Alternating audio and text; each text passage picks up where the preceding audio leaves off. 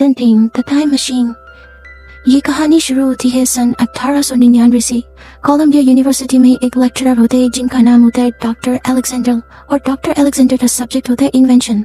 हालांकि doctor Alexander के पास career के बहुत बेहतरीन ऑप्शंस थे, लेकिन उन्हें रिसर्च से इन्वेंशन से प्यार होता है और इसीलिए उन्होंने ये प्रोफेशन चुना होता है। डॉक्टर अलेक्जेंडर की एक मंगेतर भी होती है जिसका नाम होता है एमा, और वो एमा से बहुत प्यार करती है। एक शाम को जब वो एमा से मिलने जाती तो वहाँ पे एक चोर आ जाता है और वो एमा को गोली मार देता है, और इस हादसे में एमा की मौत हो जाती है। और इससे डॉक्टर अलेक्जेंडर पूरी तरह से टूट जाते हैं। वो इस सदमे को बर्दाश्त कर ही नहीं पाती, और अब डॉक्टर अलेक्जेंडर ये डिसाइड करते कि वो एक टाइम मशीन बनाएंगे और उस टाइम मशीन से भूतकाल में जाकर पास्ट में जाकर एमा को बचा लेंगे ताकि वो जिंदगी भर उसके साथ रह सके। और इसके लिए वो दिन रात करते थे।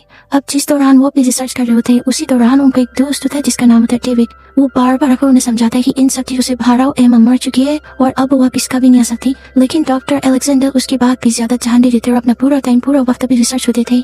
और 4 साल की कड़ी मेहनत के बाद वो टाइम मशीन बना लेते और ये सन होता है सन 1903। अब डॉक्टर अलेक्जेंडर उस टाइम मशीन में बैठते और भूतकाल में ट्रेवल करना शुरू करते और वो उसी वक्त में पहुंच जाते, यानी कि सन 1899 की उसी शाम को जिस शाम को एमा का मर्डर हुआ था। और वहाँ पर उन्हें एमा मिलती है। एमा को देखकर वो बहुत खुश होते और वो वहाँ से कहीं और चले जाते, लेकिन वहाँ पर भी एमा का एक और गाड़ी से एक्सीडेंट होता है और उसकी मौत हो जाती है। और डॉक्टर अलेक्जेंडर समझ जाते कि मैं कितनी भी कोशिश कर लूँ, मैं पास्ट को चेंज नहीं कर सकता।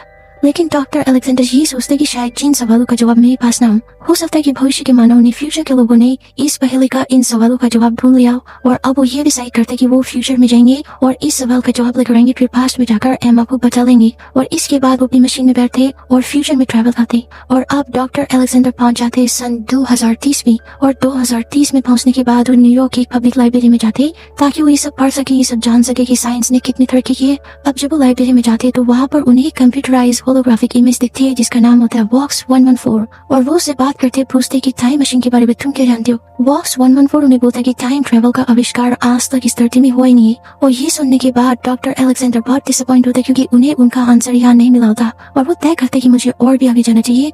हो सकता है कि भविष्य के मानव में जो इनसे भी एडवांस है उन्होंने टाइम ट्रेवल का आविष्कार किया हो और मेरे सवालों का जवाब उनके पास हो। अब वो अपनी मशीन में बैठते और दोबारा वहाँ से और आगे जाते, और अब डॉक्टर अलेक्जेंडर पहुंच जाते 7 साल आगे, यानी कि सन 2037 में।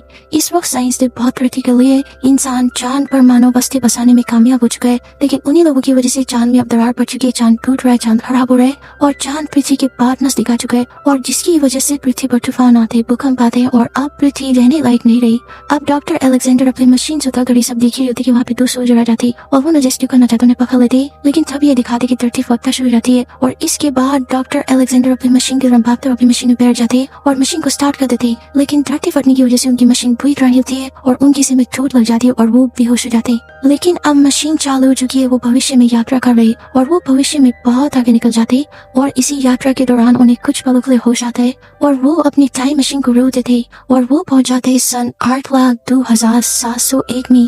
और अब धरती पूरी तरह से बदल चुकी है, जिस तरह से दिखाया गया था कि सन 2037 में चांद के विनाश के कारण धरती पे तूफान आते थे, भूकंप आते थे और धरती पूरी तरह से बंजर हो रही थी। वहीं अब ये दिखाते कि पूरी धरती पे हरियाली हरियाली है, लेकिन इस सदी में टेक्नोलॉजी का नाम और निशान नहीं है। इंसान बहुत कम बचे और वो आदिवासियों की तरह जिंदगी जीती। अब जब डॉक्टर अलेक्जेंडर की टाइम मशीन रुकती है तो वो बेहोशी की हालत में होती, और जब उन्हें होश आता है तो एक घर में होती, लेकिन उनके शरीर पर एक भी कपड़ा नहीं होता। उनके सारे कपड़े उनके पास रखे होते, वो अपने कपड़े पहनते, तभी वो अपने बच्चा आता है। अब डॉक्टर अलेक्जेंडर से बात करना चाहते हैं, वो बाहर निकल जाता है और डॉक्टर अलेक्जेंडर भी उसके पीछे पीछे बाहर जाते हैं, और बाहर जाके वो देखते कि बहुत ही खूबसूरत बस्ती होती है जो पहाड़ की चट्टान पर बहुत ही सेफ तरीके से बनाई होती है। कहने का मतलब ये है कि इस सदी में लोग ईंट पत्थर सीमेंट से घर नहीं बनाते, बल्कि चट्टान को काट कर उसके अंदर घर बनाते, और यहाँ पर रहने वाले लोगों को इलोय कहते। और ये जो जगह है आज से लाखों साल पहले ये न्यूयॉर्क का मैनहट्टन शहर था, जो आज इस तरह से पूरी तरह परिवर्तित हो गए।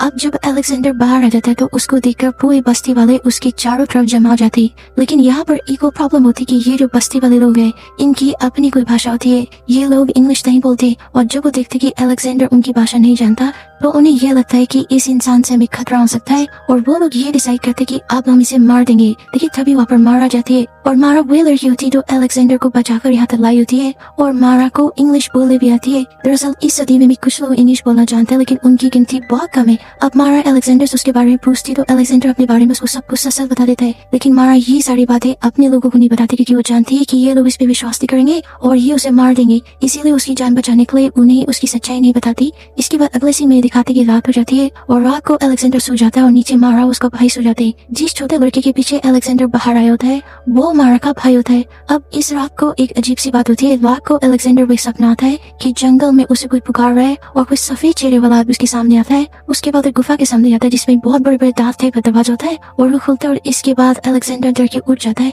उसी टाइम ये दिखाते कि मारा का भाई भी नीचे डर के उठ जाता है और इन दोनों ने एक ही सपना देखा है। अब जब वो सब उठ जाते तो वो देखते कि अलेक्जेंडर की घड़ी वहाँ पर नहीं होती। उसके बाद मारा उसे बताते कि यहाँ पर जितने भी लोग हैं वो सभी ये सपना देखते। इसके बाद वो सब सो जाते और अगले दिन मारा उसको एक जगह ले जाते जहाँ पर ये दिखाते कि न्यूयॉर्क शहर की जो आज से लाखों साल पहले बहुत फेमस बिल्डिंग्स थी वो अब जमीन के नीचे बहुत गहरी दस चुकी है। इसके बाद मारा अलेक्जेंडर से पूछते कि तुम इतनी दूर क्यों आए, मतलब तुम भूतकाल से भविष्य में क्यों आए। अलेक्जेंडर इस बात का जवाब नहीं देता और मारा समझ जाती है। मारा बोलती कि शायद तुमने किसी को खोया। अलेक्जेंडर बोलता कि हाँ और इसीलिए मैंने टाइम मशीन बनाई थी ताकि भूतकाल में जाकर सब कुछ ठीक कर दूं, लेकिन मैं ऐसा नहीं कर पाया और इसीलिए मैं भविष्य में आया हूँ ताकि मैं जान सकूं कि मैं भविष्य को कैसे चेंज कर सकता हूँ, यानी कि भूतकाल में जाकर आने वाले टाइम को कैसे बदल सकता हूँ। इसके बाद वो लोग वहाँ से चले जाते और उस जगह पर पहुंच जाते जहाँ पर अलेक्जेंडर की टाइम मशीन होती है और अब अलेक्जेंडर ये डिसाइड करता है कि वो अपने टाइम में अपने वक्त में वापस आ जाएगा और जब वापस जाहिर होता तो मारा से बोलती है प्लीज तुम मेरे छोटे भाई को भी अपने साथ ले जाओ। अब वहाँ पर उनकी बातें चल रही होती है कि तभी नगाड़े बजना शुरू हो जाते और ये खतरे का संकेत होते। ये नगाड़ों की आवाज सुनती मारा अपनी बस्ती की तरफ भागती है और अलेक्जेंडर भी उसके पीछे पीछे भागता है और जब अलेक्जेंडर बस्ती में पहुंचता है तो वहाँ वो देखता है कि सफेद रंग का अजीब सा प्राणी होता है। इन प्राणियों को मॉर्लॉक्स कहा जाता है और ये धरती के नीचे रहते हैं और धरती के नीचे खाने के लिए कुछ भी नहीं है, तो ये इन लोगों की बस्ती पर हमला करते और यहाँ से इंसानों को उठाकर धरती के नीचे ले जाते और वहाँ उन्हें मार कर खा जाते और मारा यहाँ पर इसलिए आई होती क्योंकि उसका भाई यहाँ होता है। अब इसी भगदड़ में मारा के भाई को बचाते हुए एक मोरोलोग अलेक्जेंडर के पीछे पड़ जाता है। अलेक्जेंडर वहाँ से भागता है और वो मोरोलोग उसका पीछे करता है। इसके बाद अलेक्जेंडर एक ऊंची जगह पे चढ़ जाता है और वो भी उसके पीछे चढ़ जाता है, लेकिन इसके बाद ये दिखाता है कि वो मोरोलोग नीचे गिर जाता है और अलेक्जेंडर उसके ऊपर गिर जाता है। अब अलेक्जेंडर उसके हाथों में होता है तब एक सायरन बजता है और वो मोरोलोग वहाँ से भाग जाता है। दरअसल ये सायरन उन्हीं के लोगों ने बजा होता है क्योंकि वो वापिस आ रहे होते हैं और सब एक साथ जमीन के अंदर धंसना शुरू हो जाते हैं और यहाँ पे ये दिखाते हैं कि वो लोग मारा को पकड़कर अपने साथ ले जाते हैं। अलेक्जेंडर ने बोलता कि हमें मारा को बचाना होगा, लेकिन वहाँ के लोग बोलते कि हम उनसे नहीं लड़ सकते क्योंकि वो हमसे बहुत ताकतवर है और अब मारा को बचाना नामुमकिन है। लेकिन अलेक्जेंडर बोलता है कि मैं किसी भी कीमत पे मारा को बचाऊंगा। अब वो मारा के भाई से बोलता है कि मुझे बताओ कि लोग कौन और कहाँ से आते। इसके बाद मारा का भाई उसे एक जगह ले जाता है और ये न्यूयॉर्क की वही लाइब्रेरी होती है जहाँ पर अलेक्जेंडर टाइम ट्रेवल करके सन 2030 में गया था। अब लाइब्रेरी के अंदर जाने के बाद अलेक्जेंडर को वही होलोग्राफिक कंप्यूटराइज लाइब्रेरियन दिखता है जो उसे आज से 8 लाख साल पहले यानी कि सन 2030 में दिखा था। ये अभी भी अच्छे से फंक्शन कर रहा होता है और ऐसा शायद इसलिए है क्योंकि यहाँ का सारा इलेक्ट्रिक सिस्टम सोलर सिस्टम से कनेक्टेड है, तो इसीलिए चार्ज हो जाता है और आज भी ये सिस्टम काम कर रहा है। अब अलेक्जेंडर उससे पूछता है कि हाँ ये सब क्या हो रहा है, ये लोग कौन है जो जमीन के नीचे से आते और लोगों को उठा कर ले जाते। वो बताता कि जब जंग खत्म हुआ था उसके बाद कुछ लोग जमीन के नीचे चले गए थे और कुछ लोग जमीन के ऊपर ही थे और जो लोग जमीन के ऊपर रह गए आज उन्हें इलोय कहा जाता है और जो लोग जमीन के नीचे चले गए थे वो हजारों साल तक जमीन के नीचे रहे और उसके बाद उस जमीन के ऊपर इसलिए नहीं आ पाए क्योंकि वो धूप की रोशनी को बर्दाश्त नहीं कर पाते और धीरे धीरे वो शारीरिक और मानसिक रूप से पूरी तरह बदल गए और आज उन लोगों को मॉर्लॉक्स कहा जाता है। दरअसल ये पास के ह्यूमन बींग्स ही है जो आज मॉर्लॉक्स बन चुके और जमीन के नीचे खाने के लिए कुछ नहीं होता, इसीलिए ऊपर मानव की बस्ती में आते और उठा कर ले जाते और उन्हें खाते। अब ये कंप्यूटराइज लाइब्रेरियन उसे मॉर्लॉक्स तक पहुँचने का रास्ता बताता है और जब वो जंगल के रास्ते वहाँ तक पहुँचता तो देखता कि वहाँ पर वही दांतों वाली गुफा होती है जो उसे सपने में आई होती है। अब वो मारा के भाई को बोलता है कि तुम यहाँ से वापस जाओ और मैं तुमसे वादा करता हूँ कि मैं तुम्हारी बहन को वापस जरूर लेके आऊंगा। और इसके बाद उस गुफा के अंदर चला जाता है। अंदर जाने के बाद देखता है कि वहाँ पे कई सारे लोगों की हड्डियां कंकाल सब पड़ा होता है। यहाँ पर ये भी दिखाते हैं कि जमीन के अंदर बहुत सारी सुरंगें जो एक दूसरे से कनेक्टेड है और यहाँ पे बहुत बड़ी बड़ी मशीन भी चल रही है। दरअसल ये एग्जॉस्ट फैन होते हैं जिसके जरिए ये जमीन के नीचे हवा लेकर आते और एक जगह ये भी दिखाते हैं कि बहुत सारे मॉर्लॉक्स काम कर रहे होते हैं। इससे ये पता चलता है कि इनके अंदर अभी भी दिमाग है और ये टेक्नोलॉजी को यूज करते। हालांकि इनकी टेक्नोलॉजी बहुत ही बेसिक किस्म की होती है। अब जब अलेक्जेंडर आगे बढ़ रहा था तो एक जगह गिर जाता जहाँ पर पानी होता है और उसके गिरने से एक मोरलॉक को पता चल जाता कि यहाँ पर कोई है, और जब वो वहाँ पर आता तो देखता कि वहाँ पे अलेक्जेंडर होता है और वो उसे पकड़कर एक जगह ले जाता है जहाँ पर वो देखता है कि वहाँ पर मारा भी है, उसको एक पिंजरे में बंद किया हुआ है। और वहीं पर ये दिखाते हैं कि इन सब का जितने मोरलॉक्स होते हैं उन सब का बॉस वहाँ पर बैठा होता है और वो लगभग इंसानों की तरह दिखता है, लेकिन उसका पूरा फेस बिल्कुल व्हाइट होता है।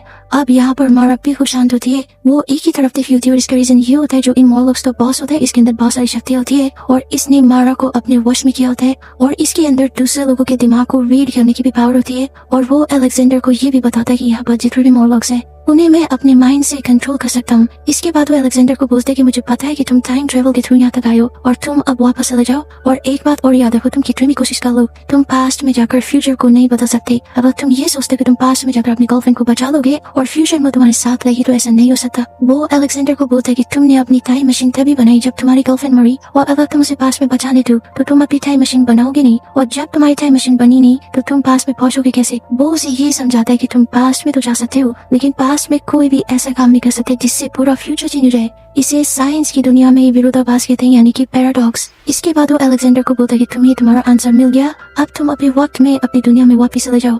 यहाँ पर ये दिखाते हैं कि अलेक्जेंडर की टाइम मशीन भी इसी के पास होती है। उसकी टाइम मशीन लिफ्ट से नीचे आती है और वो बोलता है कि अब तुम वापस अपने समय में जा सकते हो। अलेक्जेंडर अपनी मशीन में बैठ जाता है। तभी ये दिखाते हैं कि अलेक्जेंडर की वो घड़ी जो मारा के घर से गायब हो गई थी वो भी इसी आदमी के पास होती है। वो उसकी घड़ी वापस देने के लिए आता है, तब तक वो अपनी टाइम मशीन स्टार्ट कर चुका होता है और इसके बाद अलेक्जेंडर उसे टाइम मशीन के अंदर खींच लेता है और उन दोनों के बीच में लड़ाई शुरू हो जाती है। हालांकि अलेक्जेंडर उसके सामने टिक नहीं पाता क्योंकि वो बहुत स्ट्रांग होता है और वो अपना चाकू निकालता है और अलेक्जेंडर को मारने वाला होता है। तभी अलेक्जेंडर अपने आप को बचाने के लिए वहाँ पर एक मीटर होता है जिसमें एयर प्रेशर बनता है, वो उसको तोड़ देता है और उसकी पूरी एयर उसके मुंह पर जाकर गिरती है और अलेक्जेंडर उसे धक्का देकर मशीन से बाहर कर देता है। अब वो अपने दोनों हाथों से अलेक्जेंडर का गला पकड़ लेता है और उसकी पूरी बॉडी मशीन के बाहर होती है। इसके बाद ये दिखाता है कि अलेक्जेंडर बड़ी मुश्किल से टाइम मशीन को फ्यूचर में भेजने के लिए ऑन कर देता है। अब जैसे ही टाइम मशीन फ्यूचर में आगे बढ़ने लगती है तो उसकी बॉडी जो बाहर होती है वो वक्त के साथ बूढ़ी होना शुरू हो जाती है और धीरे धीरे ये दिखाते है कि उसकी बॉडी कंकाल बनकर वहाँ से गायब हो गई, लेकिन उसके जो हाथ मशीन के अंदर होते वो एज इट इज वैसे ही होते। अब जब उसकी टाइम मशीन रुकती है तो वो सन 63,54,27,810 में पहुंच जाता है और वहाँ देखता है कि धरती पूरी तरह से बंजर हो चुकी है और चारों तरफ उसे मोरलॉक्स की गुफाएं दिखी होती है। वो समझ जाता है कि मोरलॉक्स ने पूरी धरती पे कब्जा कर लिया है और इलोय सभ्यता का पूरी तरह से विनाश कर दिया है। अब अलेक्जेंडर को ये तो पता चल जाता है कि वो अपनी मंगेतर को पास में जाकर बचा नहीं सकता, लेकिन अगर मैं चाहूँ तो मारा को बचा सकता हूँ। इसके बाद वो भी टाइम मशीन में बैठकर उसे स्टार्ट करता है और उसी वक्त में वापस आ जाता है जहाँ पर मारा को उन लोगों ने बंदी बना रखा है। अब वापस आने के बाद वो सबसे पहले मारा को छुड़ाता है, उसके बाद वो अपनी टाइम मशीन को स्टार्ट करता है और उसे फ्यूचर में जाने के लिए सेट कर देता है, लेकिन साथ ही वो अपनी घड़ी की चेन उसके गियर में फंसा देता है ताकि टाइम मशीन समय में आगे पीछे कहीं में न जा सके और उससे जो ब्लास्ट हो उससे सारे के सारे मोरलॉक्स मर जाए। अब वो दोनों भागते और उनके पीछे बहुत सारे मोरलॉक्स होते। तभी दिखाते कि दीवार से ऊपर जाने की कोशिश कर रहे होते हैं कि बाहर निकलने की कोशिश कर रहे होते और उनके पीछे काफी सारे मोरलॉक्स उसी दीवार पर होते। तभी उसकी टाइम मशीन में जोरदार ब्लास्ट होता है। अब क्योंकि ये सारी सुरंगें सारी गुफाएं एक दूसरे से कनेक्टेड है तो उस ब्लास्ट से एक लेजर की तरह एक लेयर पैदा होती है और उस लेयर के आगे जितने भी मोरलॉक्स आते सब के सब मर जाते और जैसे वो लेजर मारा और अलेक्जेंडर तक पहुंचने वाली होती कि वो दोनों उस गुफा से बाहर निकल जाते और अंदर सारे मोरलॉक्स खत्म हो जाते। अब यहाँ पर ये दिखाते कि अलेक्जेंडर ने फ्यूचर में जाकर ये देख लिया था कि मोरलॉक्स ने पूरी धरती पे कब्जा कर लिया है, इसका मतलब उन्होंने इलोय लोगों को मार दिया है। लेकिन वो यहाँ पर वापस आता सारे मोरलॉक्स को मार देता है और फ्यूचर को चेंज कर देता है। इसके आगे मूवी में ये दिखाते कि अब अलेक्जेंडर की टाइम मशीन नहीं है, हालांकि वो बना भी सकता है लेकिन वो ये डिसाइड करता है कि अब वो मारा के साथ इसी युग में रहेगा। और जो लाइब्रेरी में वॉक्स 114 नाम का रोबोट होता है जो रोबोटिक इमेज होती है वो वहाँ पर उस युग के बच्चों को पढ़ाने का काम उस रोबोट को देता है, यानी कि वो उस रोबोट को उन बच्चों का टीचर बना देता है। और यहाँ पर अब अलेक्जेंडर मारा के साथ खुश है और वो इस दुनिया को पूरी तरह से अपना चुका है। और वही दूसरी तरफ ये दिखाते कि अलेक्जेंडर के वक्त में यानी कि सन 1903 में उसके लैब में उसका दोस्त डेविड आता है। यहाँ से अलेक्जेंडर को गए हुए यानी कि गायब हुए सिर्फ एक ही हफ्ता हुआ है। डेविड अलेक्जेंडर की मेट से बोलता है कि मैं अलेक्जेंडर के लिए बहुत खुश हूँ क्योंकि फाइनली उसे वो जगह मिल गई जहाँ पर वो खुश रह सकता है। और इसके बाद वो अपनी हेड उठाता और फेंक देता है, यानी कि वो अलेक्जेंडर को ट्रिब्यूट देता है और इसी के साथ ये मूवी खत्म हो जाती है। हालांकि इस मूवी में कुछ ऐसे पॉइंट्स है जो डायरेक्टर और राइटर ने क्लियर नहीं किए, जैसे कि जब अलेक्जेंडर वापस इसी वक्त में आता है तो जो मोरोलॉग्स का बॉस होना चाहिए था उसे जिंदा होना चाहिए था, क्योंकि वो इसी वक्त का था। और उसकी मौत इसलिए हुई थी क्योंकि वो फ्यूचर में चले जाता है, टाइम में आगे चले जाता है। और जब अलेक्जेंडर वापस इसी टाइम में आए तो उसे जिंदा दिखाना चाहिए था, जो कि नहीं दिखाया गया। दूसरा पॉइंट ये कि अगर अलेक्जेंडर ने उनका फ्यूचर देख लिया था, इसका मतलब ये है कि उनका भी कोई पास्ट होगा और वो वापस आके वो सारा चेंज कर देता और फ्यूचर को बदल देता है। यानी कि यहाँ पर उसने टाइमलाइन के साथ छेड़खानी की है और पास्ट में आके चीजों को बदला है। अब इसके पीछे लॉजिक ये हो सकता है कि अलेक्जेंडर अपने फ्यूचर में जाकर किसी के भी पास्ट से छेड़खानी करके उसका फ्यूचर बदल सकता है, लेकिन अपने पास्ट में जाकर अपने फ्यूचर को नहीं बदल सकता।